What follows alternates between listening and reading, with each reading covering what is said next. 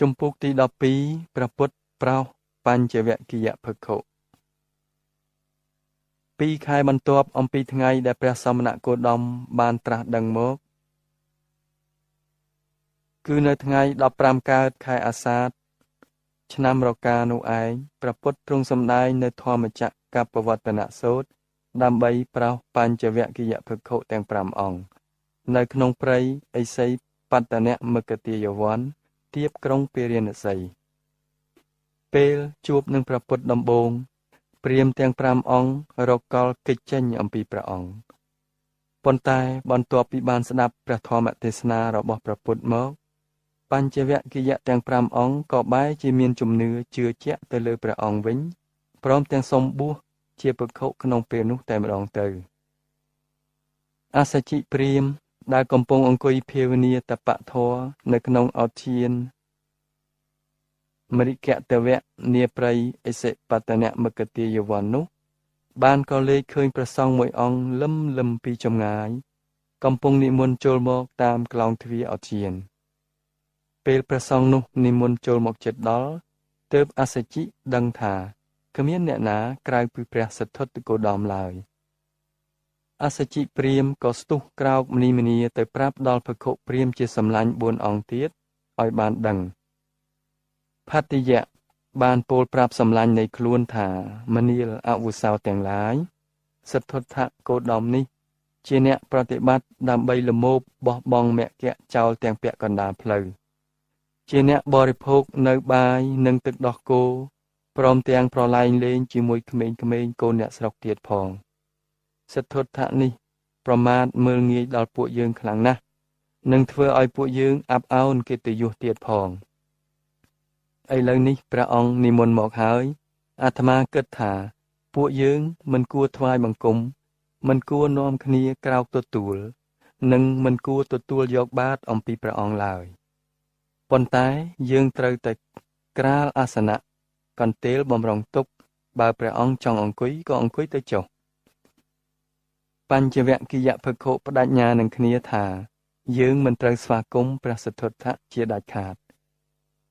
ប៉ុន្តែអ្វីដែលបានកើតឡើងនៅក្នុងពេលព្រះពុទ្ធចូលមកដល់នោះក៏វាផ្ទុយគ្នាស្រឡះតែម្ដង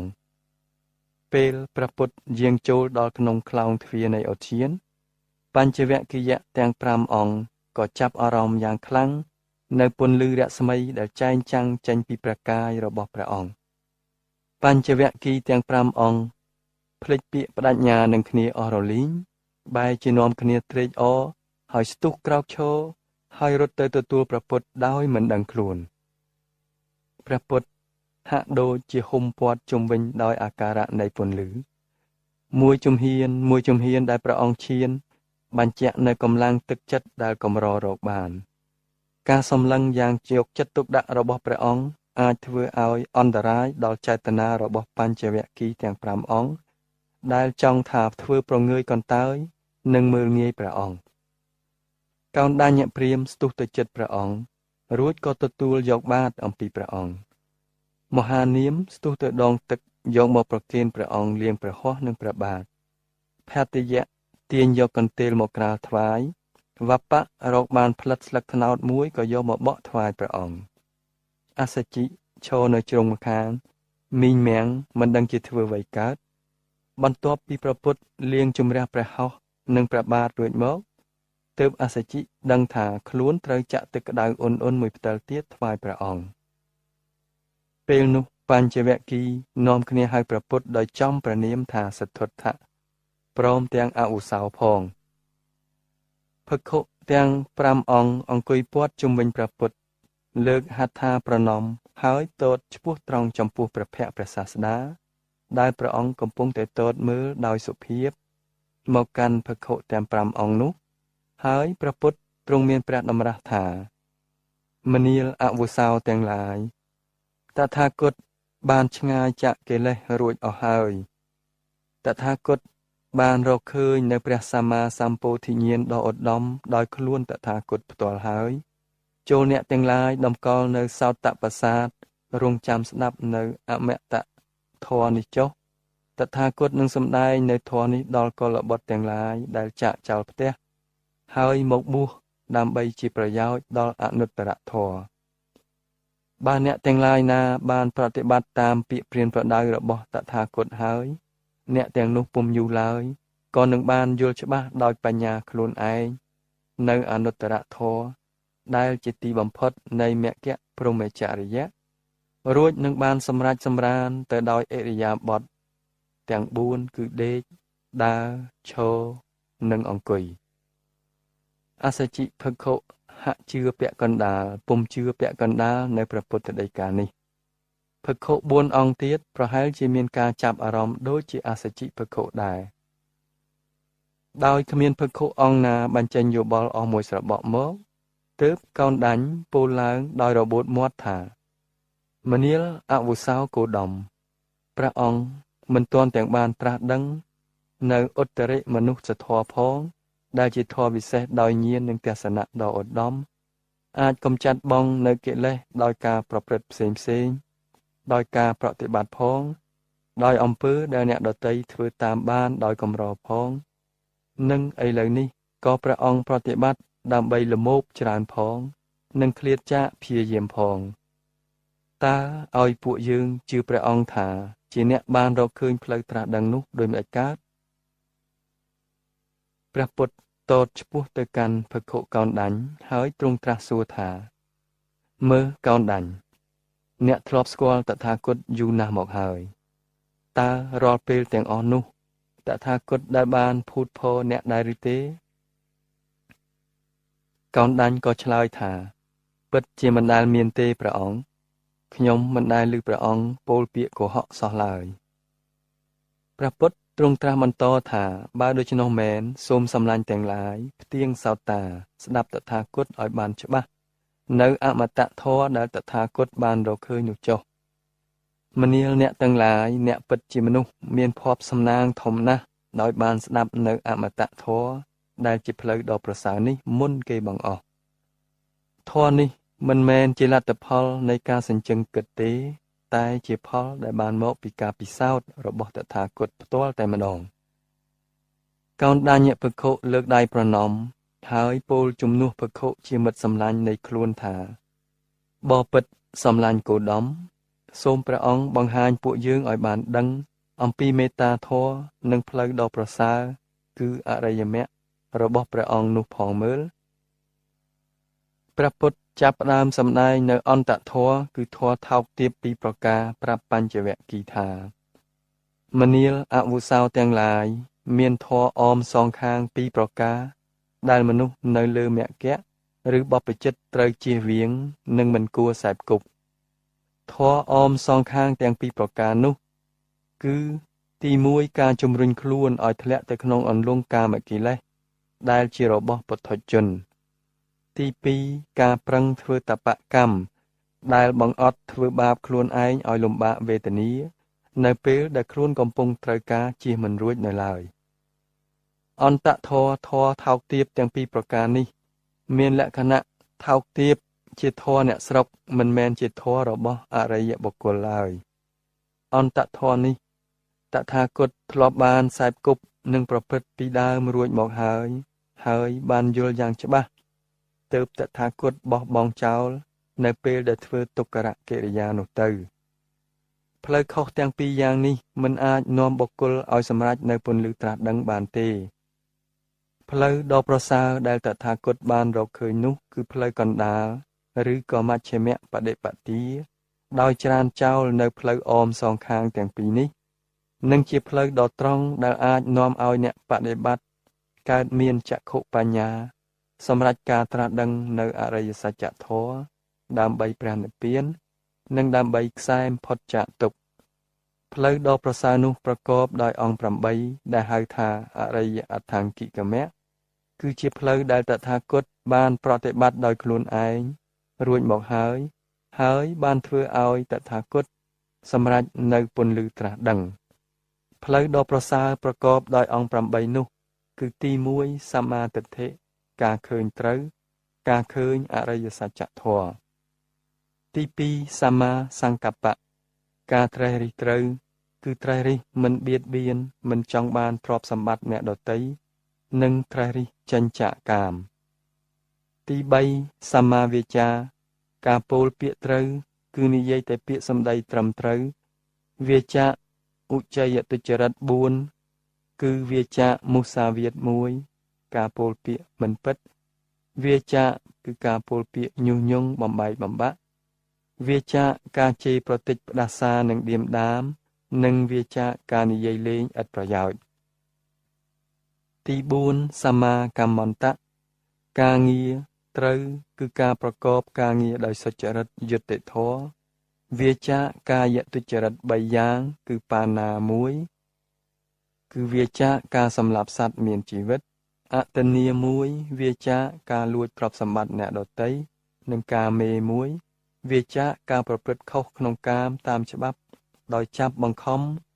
ឬរំលោភលើស្ត្រីភេទទី5សម្មាអាជីវៈការចិញ្ចឹមជីវិតត្រូវគឺរស់នៅក្នុងមុខរបរដែលស្របច្បាប់និងដោយគន្លងធម៌វាចានៅចំនួនខុស5ប្រការគឺជួញគ្រឿងសាស្ត្រាវុធ1ជួញមនុស្ស1ជួញសាច់1ជួញគ្រឿងស្រវឹង1និងជួញថ្នាំពឹស1ទី6សម្មាវាយាមៈ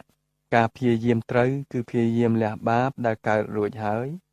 ខាខាំងមិនឲ្យបាបថ្មីកើតឡើងរក្សាទុកនៅកុសលដែលកើតរួចហើយកុសលដែលមិនទាន់កើតធ្វើឲ្យកើតឡើងទី7សម្មាសតិគឺការនឹករលឹកត្រូវគឺការតម្កល់ចិត្តត្រូវក្នុងសតិប្បដ្ឋាន4គឺតម្កល់ក្នុងកាយវេទនាចិត្តនិងធម៌ថាគ្រាន់តែជាកាយជាវេទនាចិត្តនិងធម៌តែប៉ុណ្ណោះពុំមែនជាសត្វឬបុគ្គលដែលមានសភាពសោះសូន្យទទេនោះឡើយទី8សម្មាសមាធិការតម្កល់ចិត្តនឹងត្រូវគឺជាភាពរបស់ចិត្តនិងចេតសិកជាកុសលដែលតម្កល់ស្មើល្អក្នុងអារម្មណ៍តែមួយគឺស្ងប់នៅនិវវរណៈធម៌ទាំង5មនាលអវុសោទាំងឡាយផ្លូវកណ្ដាលមជ្ឈិមបដិបទាតថាគតបានត្រាស់ដឹងរួចហើយចូលអ្នកទាំងឡាយចងចាំទុកក្នុងចិត្តឲ្យច្បាស់ថាមានផ្លូវដ៏ប្រសើរទាំង8យ៉ាងឬអដ្ឋាង្គិកមៈនេះទេដែលអាចជួយដល់សត្វលោកឲ្យវាចាកផុតពីសេចក្តីទុក្ខក្នុងចំណងកិលេសនិងនាំទៅដល់ពន្លឺត្រាស់ដឹងជាទីបំផុតបានផ្លូវដ៏ប្រសើរទាំង8យ៉ាងខាងលើនេះបង្រួញមកបានត្រឹមតែ3ប្រការធំគឺសិលសមាធិនិងបញ្ញាការឃើញត្រូវនិងការត្រេះរិះត្រូវសមាទិដ្ឋិនិងសមាសង្កប្បៈបានដល់បញ្ញាការពោលពាក្យត្រូវការធ្វើការងារត្រូវនិងការចិញ្ចឹមជីវិតត្រឹមត្រូវសម្មាវាចាសម្មាកមន្តៈនិងសម្មាអាជីវៈគឺបានដល់សិលការព្យាយាមត្រូវនិងការនឹករលឹកត្រូវនិងតម្កល់ចិត្តត្រូវសម្មាវាយាមៈនិងសម្មាសតិសម្មាសមាធិបានដល់សមាធិមនាលអវុសោទាំងឡាយតថាគតក៏បានពិចារណារកឃើញនៅសេចក្តីទុក្ខដែលកើតមានដល់សត្វលោកមានសេចក្តីទុក្ខធំជៀសពុំរួច4យ៉ាងគឺទី1ទុក្ខអរិយសច្ចគឺទុក្ខជាសេចក្តីពិតឬវត្តមាននៃទុក្ខដែលកើតមានដល់មនុស្សនិងសពសត្វលោកពុំអាចជៀសផុតគ្រាន់តែអ្នកខ្លះមានតិចអ្នកខ្លះមានច្រើនប៉ុណ្ណោះទុក្ខធំទាំងឡាយនោះគឺជាតិទុក្ខគឺទុក្ខព្រោះមានជាតិកំណើតតាំងតែពីនៅក្នុងផ្ទៃម្ដាយជាដំបូងម្ល៉េះពាធិទុក្ខគឺទុក្ខដោយមកពីជំងឺមានជំងឺដំកាត់មកបៀតបៀនដល់រូបរាងកាយចរិយាទុក្ខគឺទុក្ខព្រោះរូបកាយចាស់ក្រនគ្រានិងទ្រុឌទ្រោមនិងមរណទុក្ខគឺទុក្ខព្រោះសេចក្តីស្លាប់ឈឺចុកចាប់ខ្លាំងនៅពេលស្លាប់ក្រៅអំពីទុក្ខធំទាំង4យ៉ាងនេះមនុស្សនិងសត្វមានទុក្ខច្រើនប្រភេទទៀតដូចជាទុក្ខព្រោះព្រួយបារម្ភភ័យខ្លាចខឹងច្រណែនប្រច័ណ្ឌអស់សង្ឃឹមព្រាត់ប្រាសលែងលះប្តីប្រពន្ធចង់មានចង់បានខ្សែគប់ជាមួយមនុស្សពាលមានចិត្តអាក្រក់មិនបានសម្រេចបំណងអ្វីមួយនិងជំពាក់ចិត្តខ្លាំងទៅលើវត្ថុអ្វីមួយទី2សមុទយៈអរិយសច្ចៈគឺទុក្ខជាសេចក្តីពិតដែលកើតឡើងអំពីហេតុអ្វីមួយដ៏ពិតប្រាកដឬជាបុព្វហេតុនៃទុក្ខ តថាគតបានពិចារណាទៅឃើញថាហេតុដែលនាំឲ្យមានទុក្ខបែបនេះមានពីរយ៉ាងគឺមកពីអវិជ្ជានិងតណ្ហាអវិជ្ជាគឺជាសេចក្តីល្ងង់ខ្លៅដែលមិនដឹងមិនយល់នៅហេតុដែលនាំឲ្យមានទុក្ខគឺអវិជ្ជានេះហើយដែលជាហេតុនាំឲ្យកើតមានតណ្ហាឡើងដោយសារតែអវិជ្ជាមនុស្សមិនអាចមើលឃើញរឿងរ៉ាវនៃជីវិតរបស់ខ្លួនទេហើយគេតែងត្រាំជាប់ជានិច្ចនៅក្នុងភ្លើងតណ្ហាលោភៈកំហឹងច្រណែនប្រច័ណ្ឌសោកសង្រេងភ័យខ្លាចសប្បាយភ្លើតភ្លើននិងការអស់សង្ឃឹមតណ្ហាគឺជាធម្មជាតិនាំសត្វឲ្យកើតទៀតនិងឲ្យត្រេកត្រអាលនៅក្នុងភពនានាឬក្នុងអារម្មណ៍នានាតណ្ហាទាំងអស់នោះគឺកាមតណ្ហាឬសេចក្តីប្រាថ្នាក្នុងកាមភពភវតណ្ហាឬសេចក្តីប្រាថ្នាក្នុងភពនិងវិភវតណ្ហាគឺសេចក្តីប្រាថ្នាក្នុងអរូបភពគឺតណ្ហាទាំងនេះហើយដែលជាប្រភពនៃសេចក្តីទុក្ខគ្រប់បែបយ៉ាងទី3និរោធអរិយសច្ចគឺជាការផុតរលត់ទុក្ខជាសេចក្តីពិតឬការបញ្ឈប់នៃទុក្ខតថាគតបានពិចារណាទៅឃើញថាមានតែនិព្វានមួយទេដែលជាកន្លែងសម្រាប់រំលត់ទុក្ខ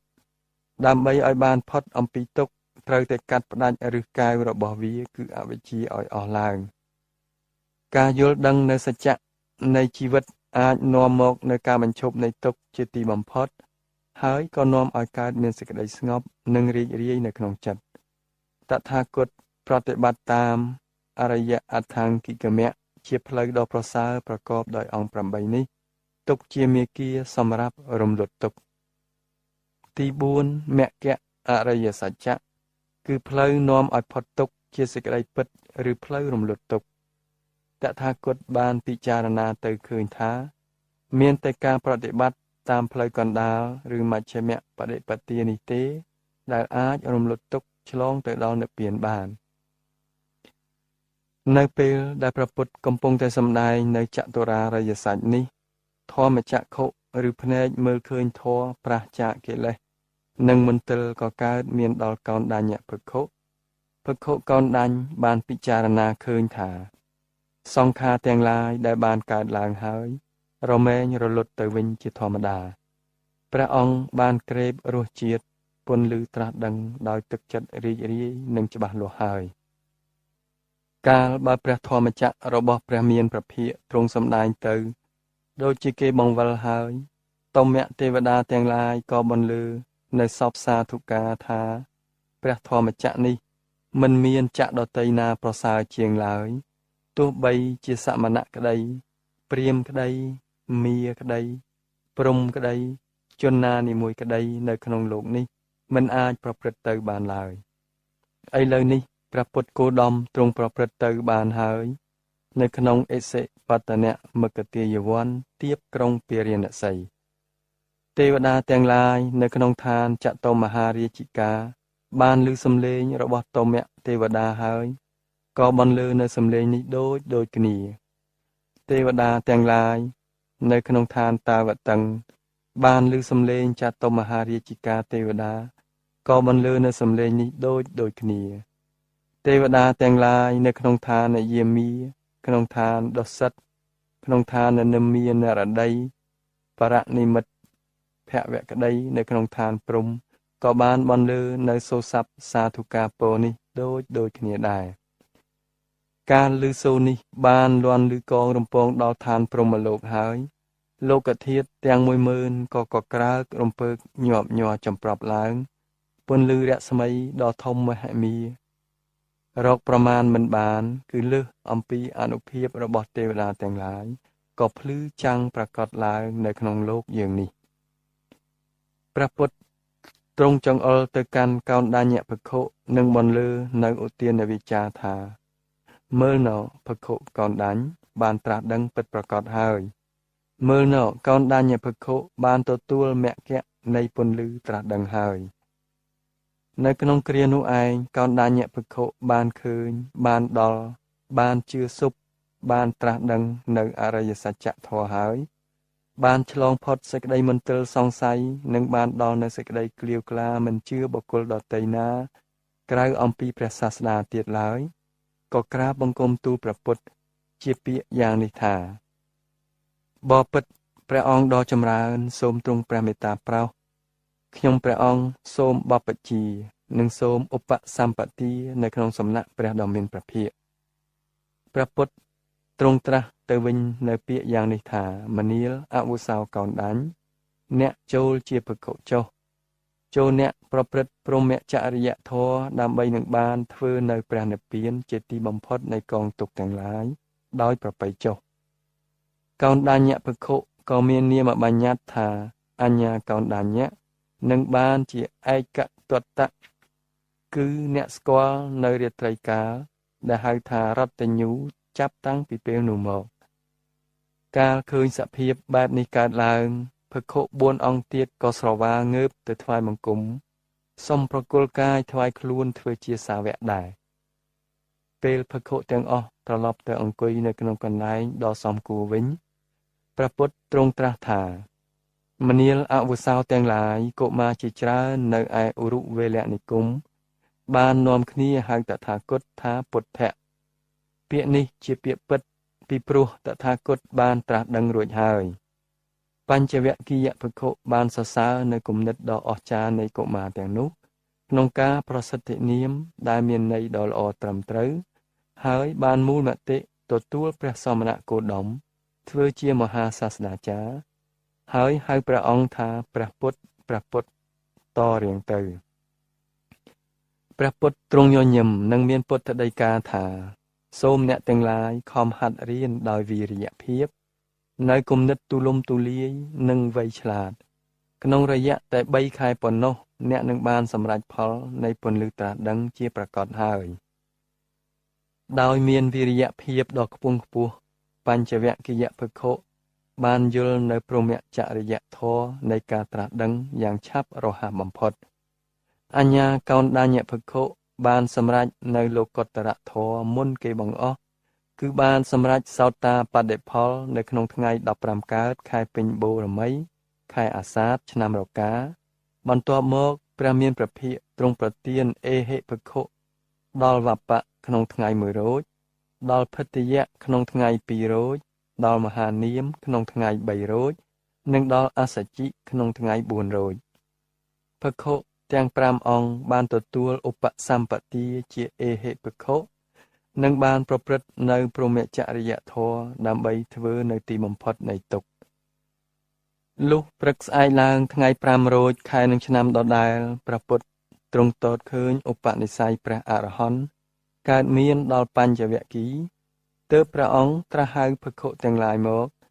ហើយទ្រង់សម្ដែងនៅអនត្តលក្ខណៈសូត្រប្រាប់ថាបញ្ចខណ្ឌគឺជាសភាវៈមិនបានប្រព្រឹត្តនៅក្នុងអំណាចទេសុទ្ធតែមិនមែនជារបស់នៃខ្លួនអនត្តានិងមិនទៀងគឺអនិច្ចាព្រះពុទ្ធទ្រង់បានពន្យល់បញ្ចវគិយភិក្ខុឲ្យពិនិត្យច្បាស់លាស់ទៅលើបញ្ចខណ្ឌគឺរូបខណ្ឌ1វេទនាខណ្ឌ1សញ្ញាខណ្ឌ1សង្ខារខណ្ឌ1និងវិញ្ញាណខណ្ឌ1ដែលទុកដូចជាស្ទឹងទាំង5ហូរពុំចេះឈប់ឈរនៅក្នុងវាលវដ្តសង្សារដូច្នេះគ្មានអ្វីដែលគួរថាសភាវៈទាំងអស់ជារបស់នៃខ្លួនឬមានការទាំងទៀងទាត់ឡើយព្រះពុទ្ធទ្រង់បញ្ជាក់បន្ថែមថាមនាលភិក្ខុទាំងឡាយរូបកាយជាវត្ថុអនត្តាគឺមិនមែនជារបស់ខ្លួនឡើយប្រសិនបើរូបកាយនេះជារបស់ខ្លួនពិតមែនរូបកាយនេះមិនគប្បីមានជំងឺដំកាត់ឡើយហើយបុគ្គលអាចនិយាយថារូបរបស់អញនេះជាយ៉ាងនេះឬក៏ជាយ៉ាងនោះក៏បានដោយសាររូបនេះជារបស់អនត្តាដូច្នេះហើយបានជារូបនេះចេះតែមានជំងឺដំកាត់ហើយបុគ្គលមិនអាចនិយាយថារូបរបស់អញនេះជាយ៉ាងនេះឬជាយ៉ាងនោះបានឡើយគឺមិនអាចបង្គាប់រូបឲ្យប្រព្រឹត្តទៅតាមអំណាចខ្លួនបានមនាលភិក្ខុទាំងឡាយវេទនាក៏មិនមែនជារបស់ខ្លួនសញ្ញាក៏មិនមែនជារបស់ខ្លួនសង្ខារក៏មិនមែនជារបស់ខ្លួននិងវិញ្ញាណក៏មិនមែនជារបស់ខ្លួន ដូច្នេះខណ្ឌទាំង5គឺជារបស់អនត្តាមនាលភិក្ខុទាំងឡាយតើអ្នកដែលបានសម្គាល់ឃើញថារូបកាយទៀងឬមិនទៀងទេបញ្ចវគិយភិក្ខុក្រាបទូលថាបបិទ្ធព្រះអង្គដ៏ចម្រើនរូបកាយមិនទៀងទាត់ទេព្រះពុទ្ធត្រាស់ថាតើរូបឬរបស់ដែលមិនទៀងទាត់នោះផ្ដល់សេចក្តីសុខឬក៏ទុក្ខបញ្ចវគិយភិក្ខុក្រាបទូលថាបបិទ្ធព្រះអង្គដ៏ចម្រើនរូបឬរបស់នោះពិតជាផ្ដល់នៅសេចក្តីទុក្ខមនាលភិក្ខុទាំងឡាយបើរបស់នោះមិនទៀងទាត់បើរបស់នោះជាទុក្ខនឹងមានការប្រែប្រួលជាធម្មតាតើអ្នកគួរគិតថារបស់នោះជារបស់អញជាអញនិងជាខ្លួនអញបានដែរឬទេ